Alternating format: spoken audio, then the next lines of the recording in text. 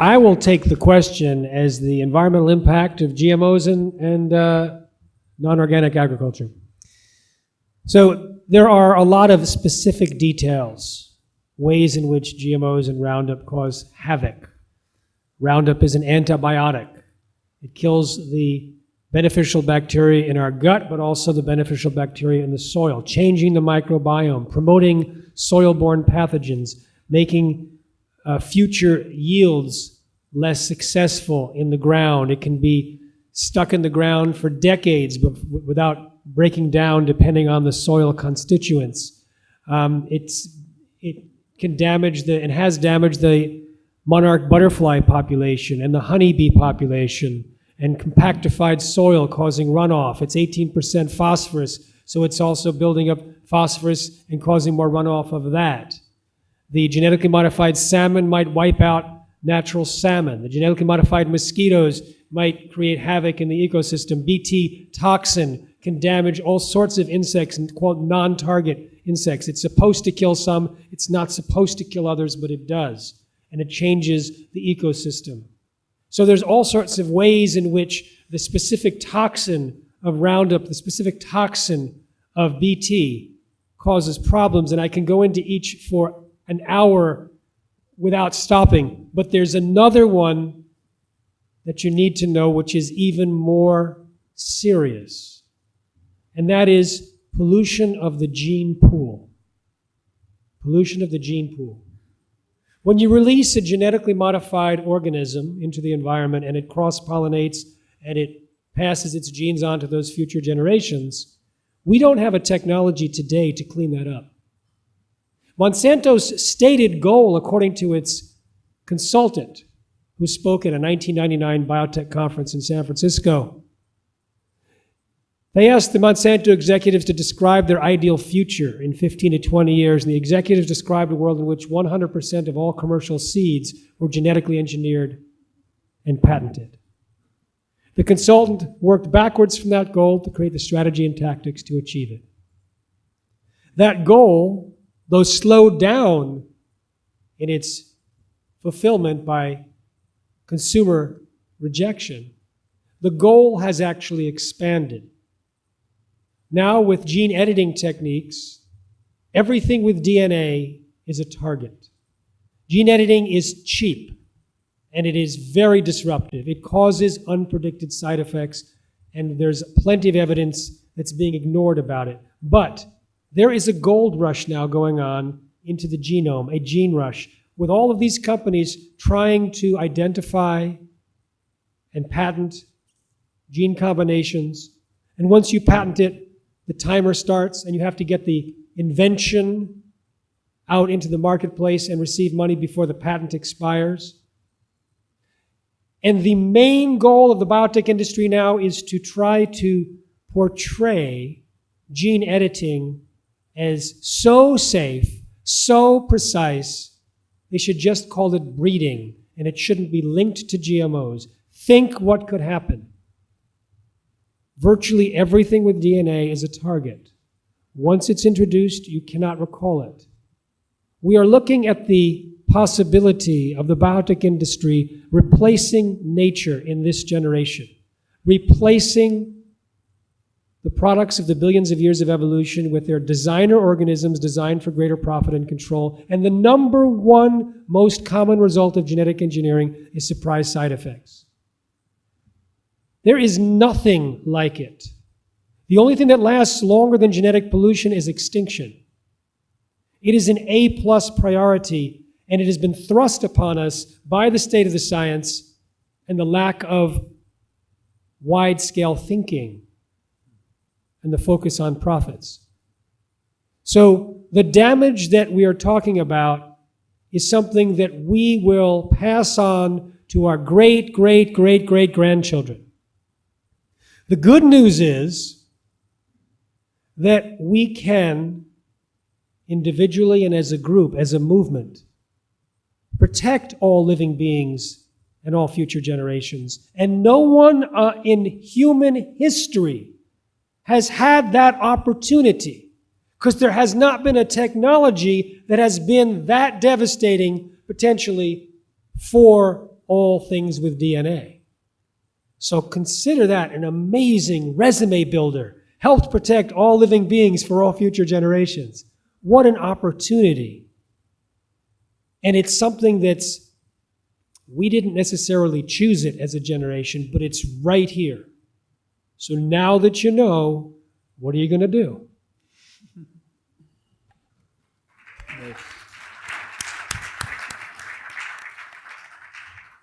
What is that called? If it's not GMOs, it's called gene editing? No, it's a GMO. This is one of their things.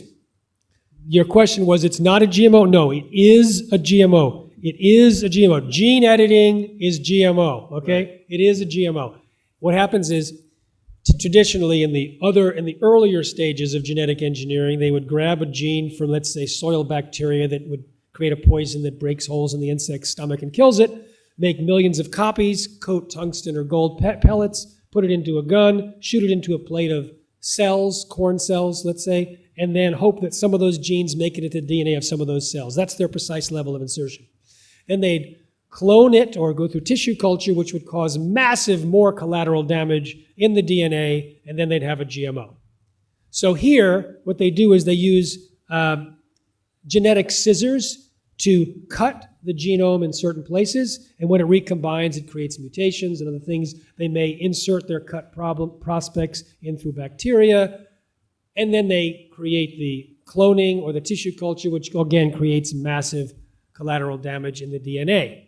And they have a computer model which says, if you do this, these are the side effects, and based on the computer model, they're acceptable or not.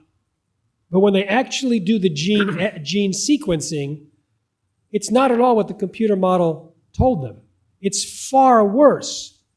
And very few people know that because they're just into, oh, it's safe, and they don't look at the actual empirical data.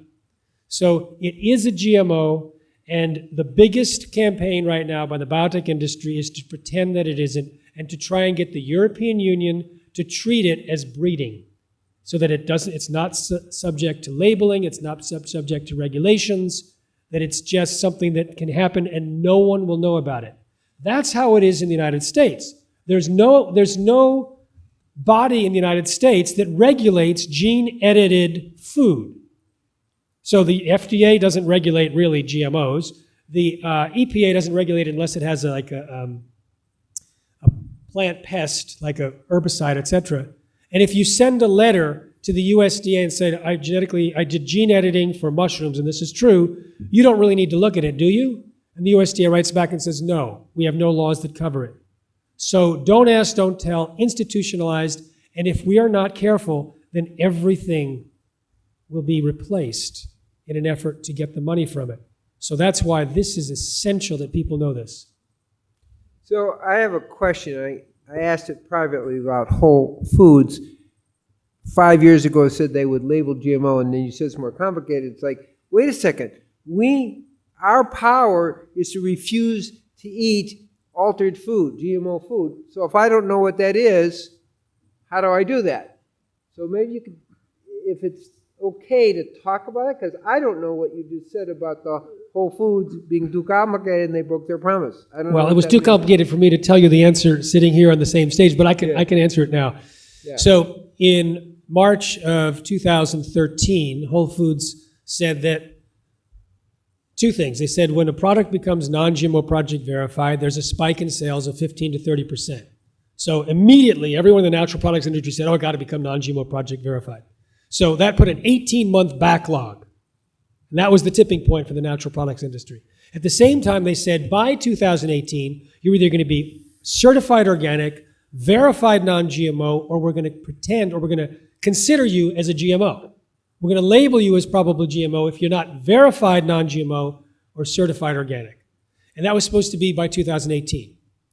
They decided not to implement it yet. And their excuse was this. They mean Whole Foods? Whole Foods. Okay. Whole Foods / Amazon.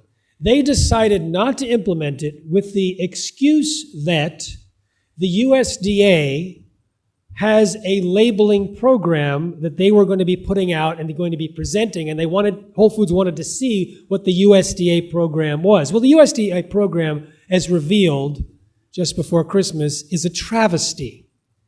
I can go into it in more detail if there's interest, but it's basically a fake labeling policy. And Whole Foods didn't want to come up with their own labeling requirements that might have been in contradiction with the USDA. So they have that plausible excuse for delaying the labels.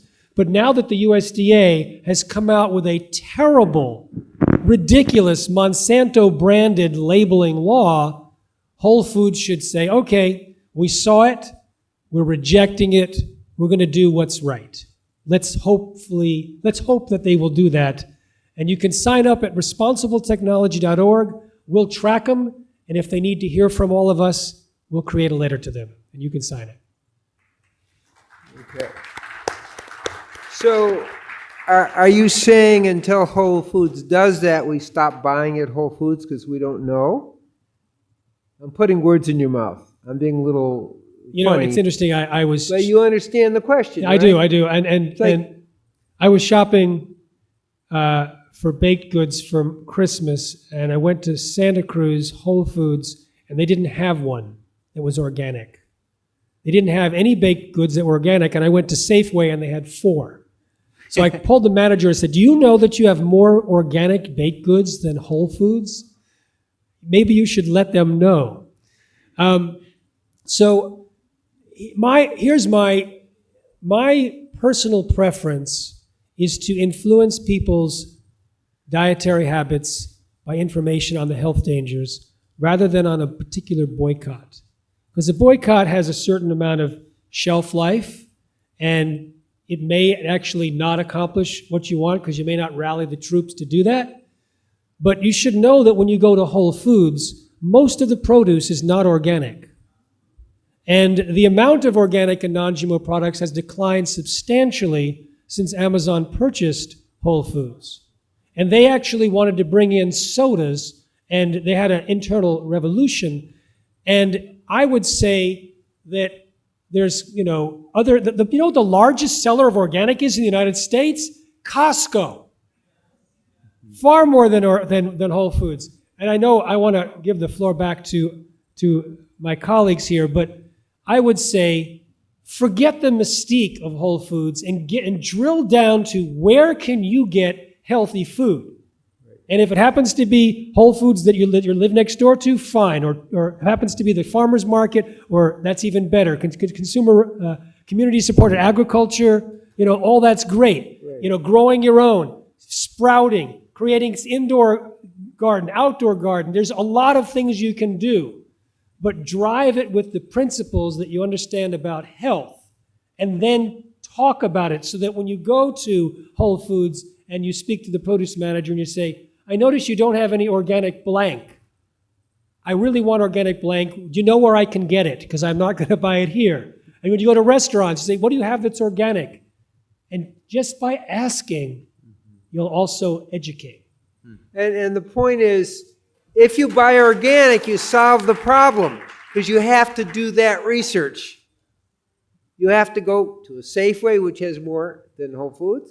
And I don't really positive or negative about Whole Foods. It's like what you just said.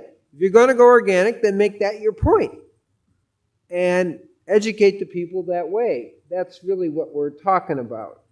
Get your needs taken, first. Go where you can get organic that you can trust. Yeah. Speaking broadly for a second, there is a tendency, somebody starts a natural foods brand and they have a lot of ethics and values and they are a natural foods consumer themselves. The company grows and grows. It establishes a brand of integrity and credibility in the marketplace.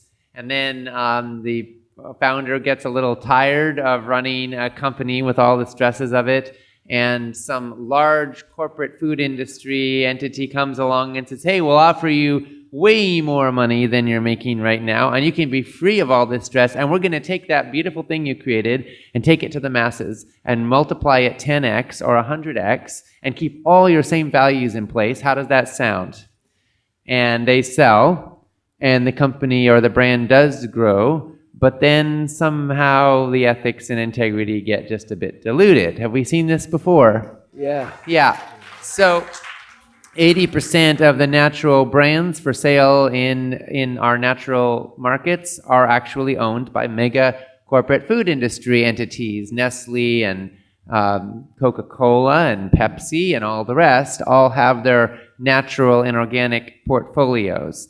So I want to just illustrate for a second, there is a good and a bad to this. Obviously, the bad is that we place our trust as consumers, and we as consumers build brands that then, through our dollars and trust, that then get usurped, and then the profits get absorbed by somebody else, and the quality goes down, and we could see it as selling out, right? On the other hand, natural foods have gone more mainstream. Costco didn't used to sell natural foods. Now they're the largest, retailer of organics in the country. Kroger's as well, Safeway as well. When I was a kid, you couldn't get soy milk in a health food store. Now you have to wade through the soy, the almond, the oat, the pistachio, the cashew, the hemp, all the different options, because there are so many. So we have seen an explosion of accessibility and opportunities and options that have gone mainstream. We now see natural brands in 7-Elevens even, right? That's because the mothership that owns that brand is one of the giant food corporations. So it cuts both ways. And even with organic, we now have Organic Inc. We now have large-scale organic in China. And so even if it's USDA organic, that doesn't necessarily mean that it's a mom and pop family out there growing food in the backyard and bringing it to market, Sometimes it's a 20,000 acre facility, and they're doing everything, the minimum, that will meet its USDA certification so they can make that premium price that organic gets. So then the answer, I think, becomes this continuous biodiversity of new solutions popping up. As soon as something gets too big, for those of us who are really passionate and discerning, we find smaller, more beautiful options to take its place. And I think we will probably see a new type of certification, like a regenerative certification that goes beyond organic within the next generation, maybe in the next 5 years. It's already actually started. Yeah. Regenerative organic certification has already started. It's been funded. They're doing beta right now, and maybe by the end of next year, they'll have some certifications. Yeah. So on the one hand, we recognize, I think, that we want the natural movement to go as mainstream as possible and as broad as possible. And in that sense, mega corporate food entities having skin in the game and having an investment in it keeps them actually interested rather than fighting this movement, right? Because they actually profit from it too. They profit either way, right? But at the same time, we don't want to lose some of the core integrity and be buying from entities that are only interested in profits. We want to feel a sense of trust. I think I know I, as a consumer, want to invest in the possible world. I don't feel philanthropic if the brand is owned by Nestle, but I do feel philanthropic if it's owned by a low-income community that's working to lift people out of poverty, So I think that we can explore how we keep reinvesting in the possible world we want to create. And the reality is that once you get a new habit in place, it becomes easier to take the next step. And we go further and further so that what once seemed impossible becomes easy because the infrastructure is there in your own life. So wherever you are, whether this stuff is way out there and for you it's like I don't want to eat French fries anymore, or whether you're in a place where you're trying to figure out how to get the best heirloom kale and what the best way to wash it is, even if it's organic. We all have places where we're growing, and the question, I think, becomes how do we imbibe and enjoy and absorb where we are and harvest what we've sown and then keep going to the next level.